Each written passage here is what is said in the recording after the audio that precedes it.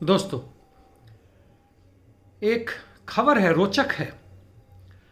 अमेरिकी census bureau ने कहा है कि 1 जनवरी 2024 को पूरे विश्व की आबादी 8 अरब हो जाएगा।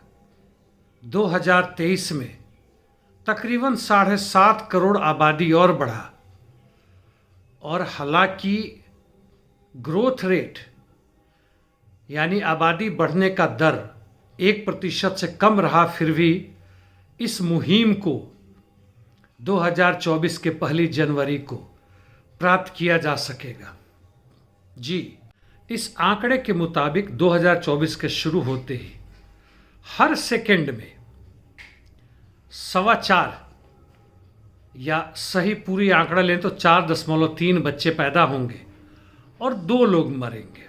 खैर, इन आंकड़ों में ना जाए, फिर भी अमेरिका अपने बारे में खुद आंकड़ों में बताता है कि उसका ग्रोथ रेट पॉपुलेशन का 0.53% यानी तकरीबन आधा प्रतिशत रहा है और आज वह 33.5 या करीब करीब 34 करोड़ की आबादी वाला देश बन चुका है। यदि भारत में आबादी बढ़ने के दर और आबादी को देखें तो 1950 में भारत की आबादी करीब 35 करोड़ था और वहाँ से लेके अगले 40-50 वर्षों तक यह आबादी बढ़ने का दर तकरीबन 2% के आसपास घूमता रहा, थोड़ा कम 1.8, 1.6 ऐसे बढ़ता रहा। उसके बाद से 90 2000 तक आते आते तक 2005-10 तक यह 1% के आसपास पहुंच गया।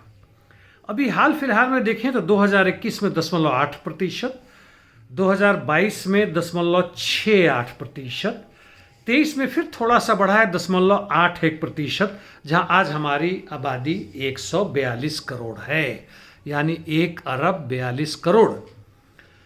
आबादी बढ़ने का दर है, भारत ही नहीं, अमेरिका ही नहीं, पूरे विश्व में घट रहा है, टेपर कर रहा है, यानी धीमे धीमे शून्य की तरफ बढ़ रहा है।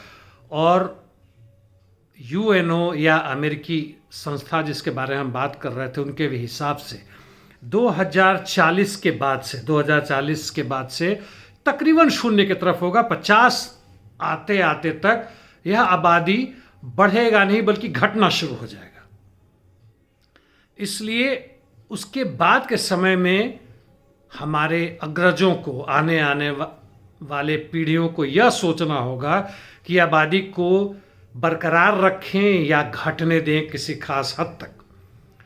वास्तव में सही ढंग से सोची समझी सामाजिक प्रक्रिया तभी संभव है जब पूरे विश्व में या किसी देश में, समाज में समाजवाद हो, जहां हर लोग पढ़े लिखे हों, धर्म जाति से मुक्त हों, अंधविश्वास और अज्ञानता से मुक्त हो, किसी व्यक्तिवाद के पीछे ना पड़े। तब पूरी की पूरी आबादी भी, पूरा का पूरा पृथ्वी के वातावरण को भी हम एक नियंत्रण में रख सकते हैं। नहीं तो आज की जो हालत है वह तो आपको नजर आ रही है। मैं ज़्यादा आंकड़े लेकर नहीं आया हूं कि धार्मिक आधार पे कितनी आबादी बढ़ रही है, घट रही है। वैसे मैंने बहुत पहले अपने वीडियो बनाने के दौरान पे इस पर मैंने एक कहा था, शुरुआती दौर में देखेंगे तो आपको मिलेगा। भारत में भी जहां हिंदुओं के बढ़ने की प्रक्रिया में कमी आई है, जो मान लीजिए उनका 4 था तो घट के 3 है, एक उदाहरण दे रहा हूं, नहीं है, वहीं पे यदि मुसलमानों को लें तो वहां 5 यदि था तो 3 नहीं, घट के 2 पे है, यानी उनके घटने का दर जो है सो काफ़ी तेजी से बढ़ा है बाकी के मुकाबले। और पूरे विश्व में देखिए, यूरोप, लैटिन अमेरिका, जितने भी देश हैं, चीन, वहाँ अब आबादी बढ़ने का दर घट चुका है। और जहाँ पूरी तरह नहीं घटा है कुछ खास देशों में तो वहाँ भी दर जो पहले बढ़ने का था उससे कम आ चुका है। और इसी कारण 2040 तक आते आते शून्यता की तरफ हम बढ़ेंगे और 50 आते आते तक यह ऋणात्मक यानी आबादी घटने लग जाएगा।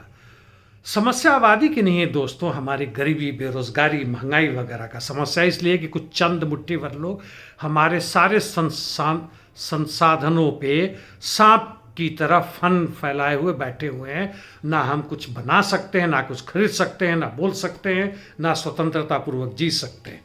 जी हाँ, धन्यवाद। हो सके तो टिप्पणी करेंगे जरूर।